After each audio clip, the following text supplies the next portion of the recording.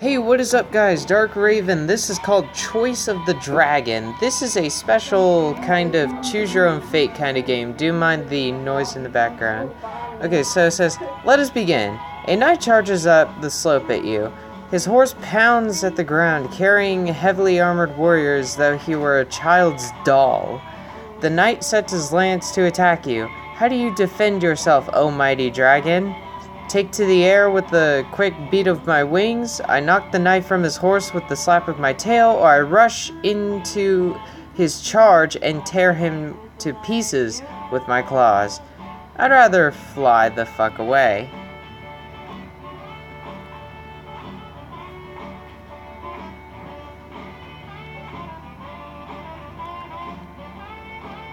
Oh, it gives me a couple more options. A puff of my fire breath should be enough for him. Restore a saved game. Oh god, that is too real. But no, I'm gonna take a quick beat.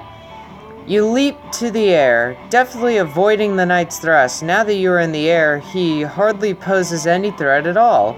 Not that he ever posed much of one to you. You circle back and knock him off his horse with the swipe of your claw. How do you finish him off?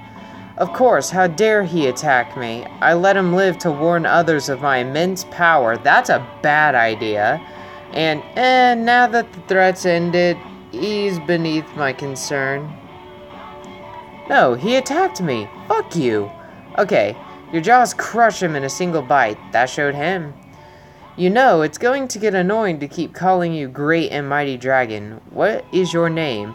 Garthalon, Sithenilis, Calmovir, and these names are all terrible. Yeah, these names are terrible. Oh, please forgive me. What name would you prefer? I'm going to call myself El Drago. There. Will you be male or female? Don't pester me with such an impudent question. I mean, yes, of course. How churlish of me.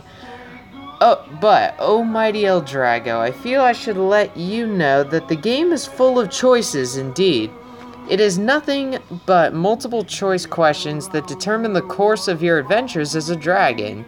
If you don't enjoy answering the questions, this game may not be for you. Do you, I mean, if you may, would you like to specify your gender at all? I said no. Well, let's just leave it undetermined then. As you think about it, the knight's attack was probably inevitable. After all, you did just kidnap the princess from right out of her tower, although. Isn't it a little sexist to always keep kidnapping princesses? Oh dear god, this one's gonna be weird. Okay, so it says, maybe, but tradition demands that dragons kidnaps princesses even if it's sexist. That's basically every story. How dare you question my actions? Is another one. You know, I never thought about that before. In fact, I think I kidnapped a prince just to avoid being sexist, or I'll have you know that I have a careful point of altering between princes and princesses, but it happens to be time for a princess. Now, I'm gonna say, how dare you question my actions? That's fucking cool. No, of course not. I just wanted to... I mean, what I'm trying to say is, let's just move on. Anyways, you ripped the roof off of her tower. The light glistened off your... would it be like to specify the color of your hide? I wasn't sure which color to put in that description. We have blue, black, brown, green, gold, iridescent, red, and white. You know what? Let's go Blue Eyes White Dragon. Let's go white. Wonderful choice. So the light glistened off of your white hide as you snatched the princess out of her tower. While we're on the subject, let's settle a few other details. How many limbs will you have, not counting your wings or tail? 4, that's obvious. Is the top of your head rigid or smooth? Rigid. I see, and your wings feathery, leathery, or scaly? Scaly. As you kidnapped the princess, you beat your white scaly wings and flew off into the night. She clutched tightly to your rigid scalp to avoid plummeting to her doom. What are you going to do with that princess anyways? The peddler asks. It's all about companionship and good conversation. I'll keep her around for a little while to lure in more knights, but then she's dinner. Oh God, this is turning a morbid turn. It is little known fact that the princess tastes better than most humans. Or, third option, it's all about ransom payments. Those are a quick and easy way to build a horde. Nah, we'll just do companionship. Less morbid. Alright, life can be lonely as a dragon, and interesting conversation is at a premium. An elite upbringing of royalty makes them more suitable for entertaining dragons. But what do you do after you tire of her conversation? Then it's time for my royal feast, by which I mean I eat her, or I let her slip away, pretending not to notice her escape plan. Yeah, we'll let her flee. You know what? I'm not freaking Prince Charming from fucking Shrek or whatever. Okay. The princess becomes gradually more fearful of her stories, harp playing, and singing amuse you less each passing day. One evening, you pretend to sleep when she makes a break for it. You are well aware of her departure and could not catch her easily, but you let her go. She made several months more interesting, and that's worth sparing her life. That's not bad. Okay. This would be a good time to talk for a little bit more about your personality. All dragons can be described in terms of handful characteristics, each in opposed to pairs: brutally and finesse, cunning and honor, disdain and vigilance. Are you more notable for your brutality or your finesse? Finesse, precision, and aerial maneuverability. Yeah, that's pretty logical. Do you have a cunning or honor? Honor. Even though I did kill that knight. Although, wait, wouldn't it be an honorful battle then? Oh, and sorry for the light glare right here. There's fucking lights up here that I cannot do anything about. There's one of them. Okay, so, do you disdain threats and insults that are beneath you, or are you vigilant against any slight or transgression? Vigilance, obviously.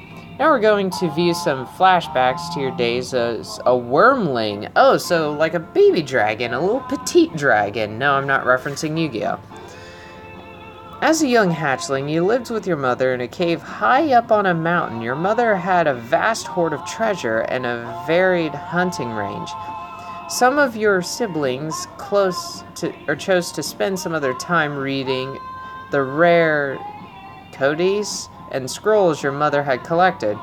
Other siblings spent their time hunting dangerous game and brawling with each other. Which pursuit did I prefer? Reading. A wise choice that you made that made you more cunning and taught you finesse.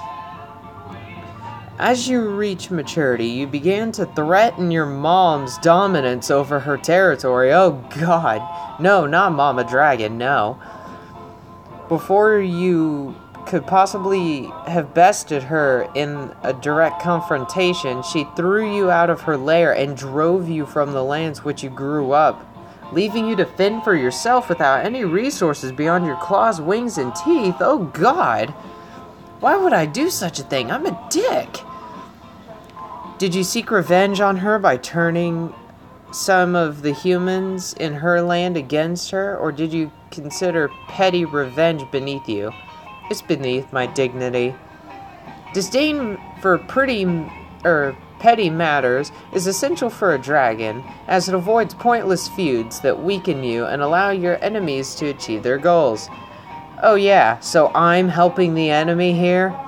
Manipulating peasants is not the most honorable of activities for a mighty dragon such as yourself. Your wise choice increased disdain and honor. After some days of flight, you came across a tiny halfling traveling through the desert. Even from afar, your keen eyes detected the glint of gold and the sparkle of magic. This halfling had some sort of magic golden shield strapped to his tiny back. You knew immediately that this treasure must be yours. The halfling was far from civilization and would almost surely die of thirst and starvation. For the moment, he seemed to be protected by the power of the shield. Do you kill him on the spot, ignoring his magical protections, or do you hover nearby and wait for the halfling to die, knowing that you might lose the treasure? I wait for him to die. You know what? Let him have an honorable death. There's no reason you have to do all the dirty work yourself. A few hours later, a halfling crawled for a while and finally stopped. You easily plucked the treasure off his body, saving yourself quite a bit of work. Disdain and finesse increase. My god, there's a stat for disdain and finesse. Okay, next. One of your elder clutchmates, is that clutch? Clutchmates was an overbearing brute named Aximellus. Aximellus loved to torment the others, always seeking to seize what did not belong to them. El Drago, he said with a menacing grin, give me that golden shield, or I will beat you within an inch of your life.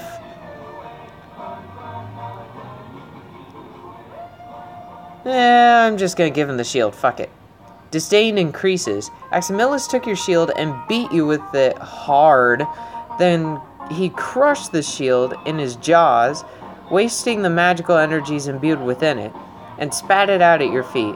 He laughed with a great roar and flew away. Okay, I have the following stats. Over brutality and finesse, I have 89% finesse, 11 brutality, 25 cunning, 75 honor, disdain 53, vigilance 47, infamy 450 infamy 45%, and I have 5000 G. Okay, let's begin the adventure. I don't know how long I'm gonna make this video, but we're gonna go as long as we can. Okay, let me get a drink of water real quick. You spend several weeks winging your way across the land. Life as a traveling dragon.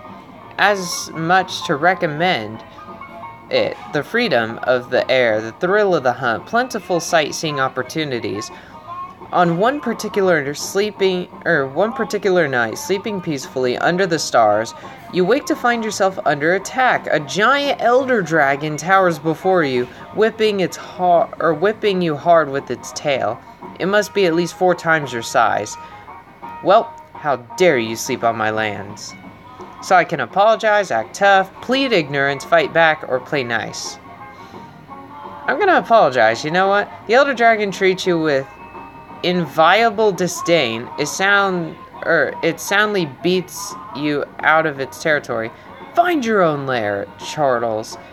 Despite the advantages, it seems that homelessness has some rather severe downsides. After all, you have nowhere to go to store your treasure hoard.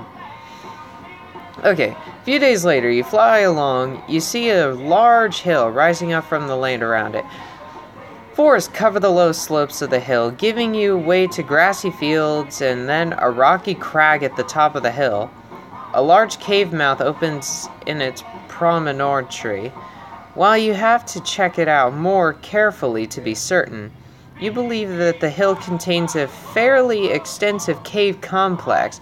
Plenty of game runs through the forest, with the herds of sheep and even cattle in some of the valleys a short flight away. Looking beyond the immediate environs, several human villages and towns are well within a day's flight, offering the promise of easy pillaging to come, but none are close enough to make harassment and annoyance likely. In short, it appears to be a perfect lair. As you fly down to claim your new lair, you spot a group of small, mostly bald, orange-skinned humanoids outside the cave. They look up and point at you in terror and alarm. Some of them flee into the cave while others bravely shake crude, infectious spears at you. "Don't eat me," jabbers one of the goblins. "Eat grubbish, he's got meat on him." The goblin who spoke pushes forward, and one of the other goblins with the butt of his spear. The goblin, presumably Grubsh, drops his spear and shakes in front of you. How cute. What do? I have to scare or slaughter them? Oh God, I have no honor. I don't want to do any of these. I want to negotiate, but then again, you have to think the dragon language is different from goblin language. Okay, you know what? We're gonna be nice about it and scare them. The mighty roar and puff of smoke of fire was more than sufficient enough to scatter them. Almost no exertion, and they are gone. What's more, you follow them into the cave and find that you are quickly offering food before you. It can be good to have respectful minions. Disdain and finesse increase. Alright. I think I might have to end this video in like 10 more minutes. Okay. The cave complex within the hall is everything you hoped for. It's defensible, spacious enough for good horde, and full of those greasy little goblins who quickly acknowledge you as their eternal sovereign and overlord. Cool, now I'm a fucking Kaiser. They give you the best of their treasure and the finest of their food. Well, almost finest. They burn the very best of their foods on a crude altar to their primitive goblin god. How do you react to that? It's good for them to serve their god the best they can. As long as they are loyal to me, I do not care if they worship a unicorn covered with polka dots. I should be the focus of all their attention, not some stupid god. You know what? Let them have their religion. If there was no religion, we'd all fucking break out of society. Cool, my honor increased. Even goblins should venerate their god. That is divine order. Their offerings show you that they are better than mere animals, and you tolerate and encourage their offerings to their patron. You also secure an unswerving loyalty of the goblin shaman. Good job. Honor increases. Alright, next. A few days later, you hear the sound of squabbling from one of the other chambers. You poke your snout around to see what rudimentary pit has been arranged in some of the lowest status goblins are being made to battle for the amusement of the chieftain. Now you're lieutenant. Oh great, he's my lieutenant. The fighting is savage, and it's clear that the losers will die. They do not have my permission to waste their lives. This must stop. It is well that they should fight for my amusement, bring me some refreshments, or what the goblins do is beneath my notice, as long as they are ready to serve me. No, you know what? Because here's the thing. You're going to lose servants. It doesn't matter. You know, they're all equal compared to a dragon's power, so really it wouldn't matter. So, spare their lives, you chieftain bastard. Okay, you rush into the chamber and turn on your lieutenant. How dare you fritter away at the lives of my minion for your entertainment. Former chieftain cowers. I'm sorry, great and mighty dragon. We meant no offense, but our traditions demand that young goblins see bloodshed to learn bravery. You smile cruelly. You want them to see bloodshed? Oh god, I didn't mean to kill the lieutenant. Okay, we're in chapter 2. Okay, you look down from your lair at the lands beyond your mountain. Those green lands are full of humans, and humans have large reserves of livestock and rich treasure. Shouldn't that food and wealth be yours instead? Certainly. Or it certainly should. And now? Hold on. Morty. You mean it isn't already? Nothing enlivens a lair like a cringing human carrying tribute.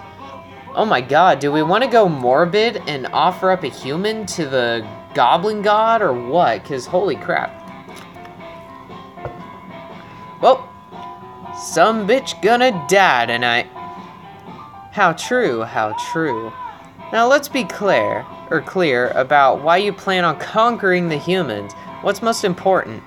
I need to ensure a steady supply of prey. I need an easy supply of princes and princesses to kidnap. I'm a stickler for tradition. Oh my god, that's so cliche for a dragon. I need heaping great piles of gold and loot to adorn my lair. I want to make my humans into terrified subjects. Oh, we can have more minions. On one hand, we have slavery of goblins and just taking their shit and killing them. But then again, what if they have their own stuff? I mean, they've got their protection, I've got mine. I'm a fire-breathing motherfucking dragon, and they've got their ballistas. Now, the reason why I'm attacking them is for the cliche. Okay, what's a lair without a captive royal to chat with? Besides, kidnapping royalty brings knights in shining armor, and they're always particularly tasty. Wait, with iron all around them and chainmail? That would not be good for a dragon's diet. You push off from your rocky spire and glide outward towards the wind. You smell the faint scent of human cooking fires. Where to start? Conquer the nearby village, fly to a big city and confront the human queen, head to the mountain pass used by all merchants, or send one of my goblin minions to announce my new rule to the queen of the neighboring realm. Well, since I'm a dragon that can apparently communicate to goblins, knowing is for some reason in this magical choose your own fate, it's just, what the fuck? I mean, I'm gonna turn this into a series, okay? But I gotta end the video here after about a couple more decisions. Okay, so we're gonna go and take out the merchants, because typically they have some, like, spices and gold. Interesting choice. Why start with the mountain pass? Control trade, and I'll control the kingdom.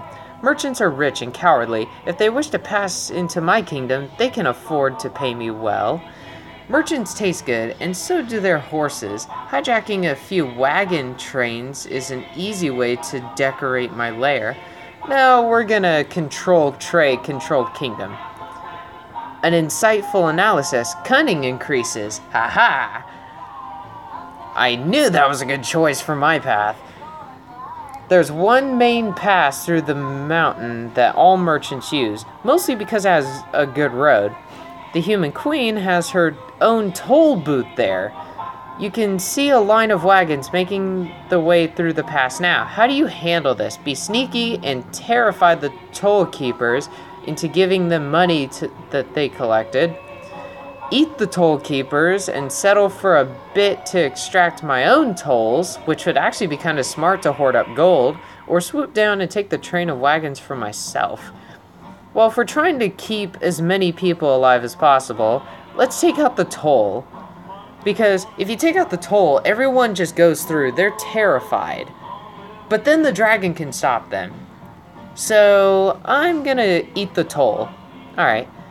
They're stringy, but well-seasoned. You settle to the roadway in front of the toll booth. Merchants are taken aback to meet a dragon on the road, but they're willing to pay whatever it takes to prevent you from killing them. So how much do you take? About the same amount as the Queen's toll keepers charge. A heavier toll, but not so much as to discourage trade significancy. As much as they can possibly afford, or it's as much as they could possibly afford and then some. It might be cheaper for them just to give me their wagons with everything in them. No, we're gonna keep it the same. Finesse and cunning increases. You make a hefty profit. So I went from 5,000 G to something. Okay. Your little toll operation is netting you a nice chunk of change. How long do you plan on maintaining it?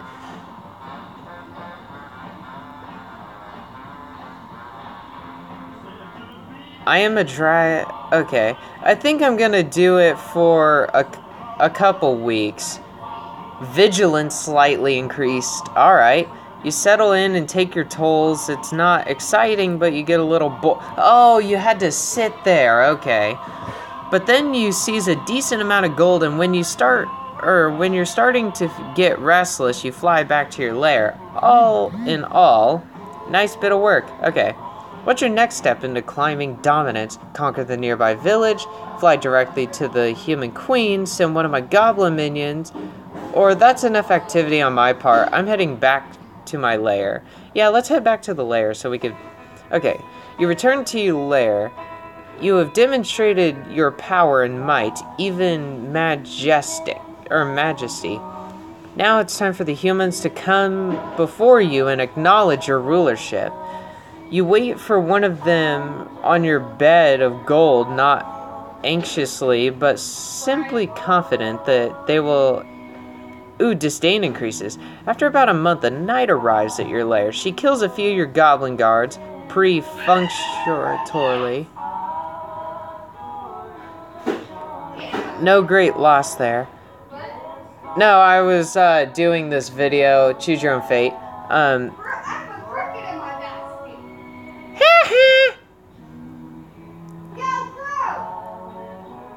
Someone's got a cricket in their basket. Okay, I'm gonna do this, so that way there is no lens flare. Alright. And calls out to you, Beast, I am Dame Elsa. Queen Juliet has sent me to demand that you end your depredations within her lands. If you do not, I shall put an end to your threat. How do you respond? I present my demands. If the human acknowledges me as the ruler and gives me adequate tribute, I will cut back on my rating. Ignore her. If the queen wants to talk, she should come here herself. I will kill the insolent knight. Alright, kill the knight. We don't want any survivors. Vigilance increases. A knight dares to question you at your own lair? Can't have that. You fly through the secret back exit of your lair, loop around behind her, and pounce on her from behind. In a moment, it's all over except for the chewing. Vigilance increases. Okay, this will be the last thing I do. A few more knights come over the next several months with similar results. It's a bit annoying, but random knights are not so real threat to dragon like you. Are you willing to just wait until the humans are willing to acknowledge your rule? What are a few more months or years to a dragon who will live centuries? I'm not leaving my lair. Forget this. I'm going to the capital and speaking to the queen. No, I'm gonna wait. Okay. Disdain increases, and we're gonna have to stop it there. So I hope you guys like this Choose Your Own Fate game called Choice of the Dragon.